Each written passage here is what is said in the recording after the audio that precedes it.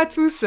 Alors je suis très heureuse aujourd'hui de vous retrouver pour une petite vidéo, une petite capsule où je vais appuyer sur un point sur lequel que j'ai déjà abordé sur cette chaîne, qui est la thématique des outils. Sur cette chaîne, dans d'autres vidéos, je vous ai parlé de la fameuse boîte à outils, du supermarché spirituel, et de la fameuse boîte à outils, c'est-à-dire le nombre d'outils qu'on va s'approprier. Alors moi, je connais telle pratique, pouf, dans ma boîte à outils, telle pratique, pouf, dans ma boîte à outils. Et finalement, on se retrouve avec une boîte à outils qui fait 1 kg, 10 kg, qui pèse des tonnes, et en fait, on passe notre vie à se déplacer avec notre boîte à outils qui devient au fur et à mesure beaucoup trop lourde. Voilà.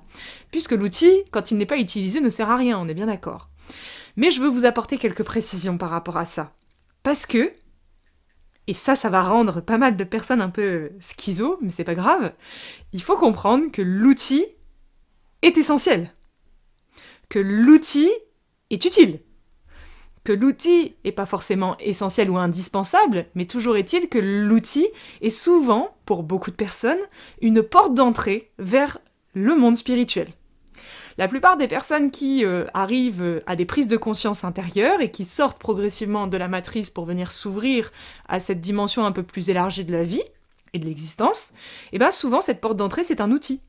Donc ça va être le yoga, ça va être le chamanisme, ça va être le magnétisme, ça va être plein de pratiques en fait, qui sont que des outils, je suis désolée de le dire, mais qui sont des pratiques, qui peuvent aussi être des pratiques ancestrales, mais que nous, dans notre perception, on va considérer comme des outils.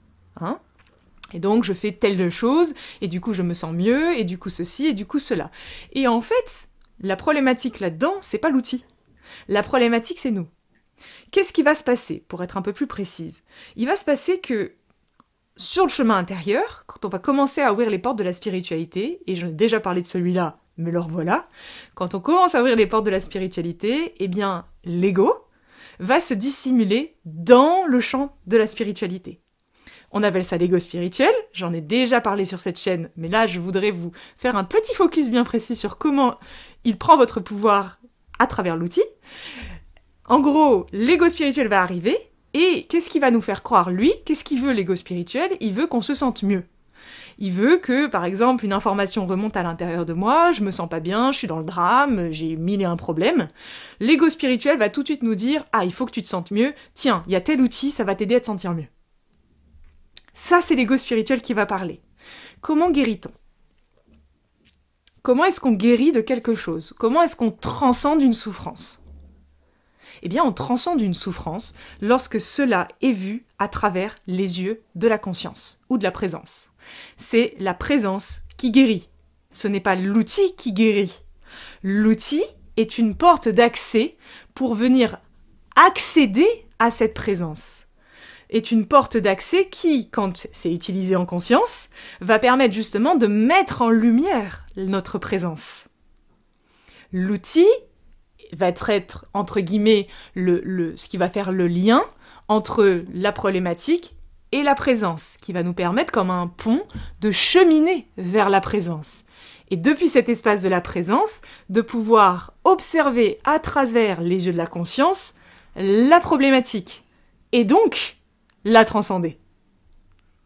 Or, quand j'ai quelque chose qui me dérange à l'intérieur de moi, et que à l'intérieur de moi, il y a une résistance, il y a une espèce de fuite quelque part, parce que c'est très clairement ça qui se présente. La plupart du temps, quand quelque chose de désagréable est présent à l'intérieur de quelqu'un, le réflexe numéro 1, si cette personne connaît des outils, des pratiques comme le yoga, la méditation, plein de choses, le réflexe numéro 1 de cette personne, ça va être « Vite, il faut absolument que j'applique tel outil, parce que tel outil va me permettre de me sentir mieux. » Et non, là t'es dans un piège.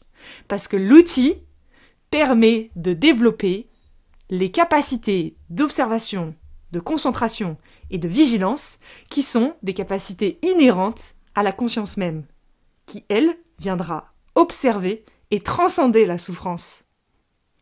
Or, quand je développe, du coup, je mets en pratique certains outils avec comme idée de vouloir transcender ou de vouloir stopper l'effet un petit peu indésirable ou inconfortable, finalement, je suis en train de mettre un couvercle sur ma souffrance. Dit autrement, lorsqu'une souffrance arrive à l'intérieur de moi, lorsque quelque chose est inconfortable à l'intérieur de moi, eh bien cette chose inconfortable va venir monter à l'intérieur de moi, et puisque je ne veux pas voir cela, parce que cela me fait peur, parce que cela m'embête, parce qu'en fait j'ai juste envie de me sentir bien, parce qu'on m'a dit que sur le chemin spirituel, si on se sentait pas bien, c'est qu'on était à côté du chemin. Puisque je crois en tout cela, il y en a un qui usurpe mon pouvoir à travers l'outil, et qui va me dire « Mais utilise tel outil, utilise telle pratique et tu verras, tu te sentiras mieux. » Et c'est comme ça qu'on s'enferme. Parce que finalement, si on y croit, c'est ce qui se passe. Donc je vais faire du yoga, je me sens pas bien, j'ai une information qui remonte. Je me mets à faire du yoga, pouf, je me sens mieux.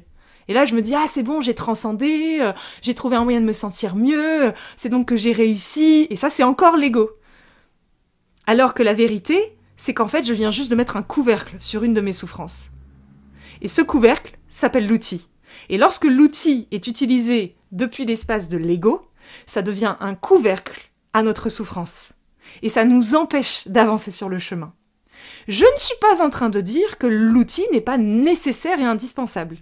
Pourquoi ? Parce que l'outil sur le chemin intérieur permet justement de développer des capacités de concentration, de vigilance, de présence qui, elles, seront indispensables pour pouvoir voir ce qu'il y a à l'intérieur de moi et donc le transcender.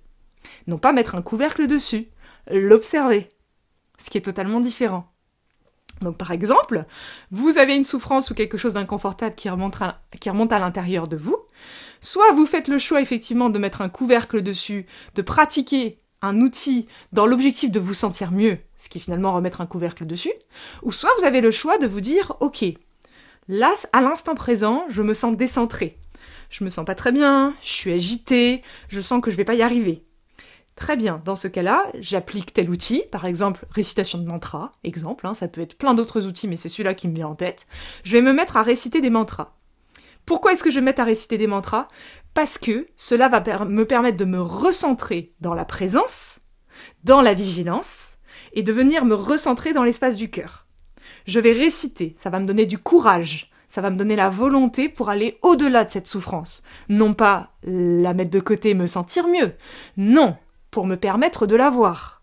Donc je vais me mettre comme cela à réciter, ou par exemple à méditer, c'est exactement la même manière. Mais je ne médite pas, je ne récite pas pour me sentir mieux. Je médite et je récite pour venir me recentrer dans cette présence qui, elle, une fois qu'elle sera pleinement ici, maintenant, dans cet espace, pourra voir et observer ce qui est présenté dans l'expérience. Et tout ce qui est vu à travers les yeux de la conscience est transcendé. Et ça s'appelle la guérison.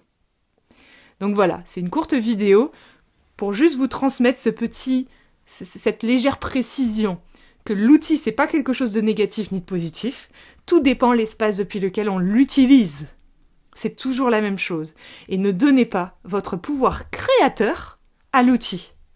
Donnez un pouvoir d'un truc qui va vous permettre de développer certaines capacités qui derrière vous permettront de créer, mais ne donnez pas votre pouvoir créateur à l'outil et n'enfermez pas, ne mettez pas un capuchon sur votre souffrance à travers l'outil. Merci beaucoup pour votre écoute et je vous dis à très vite pour une prochaine vidéo.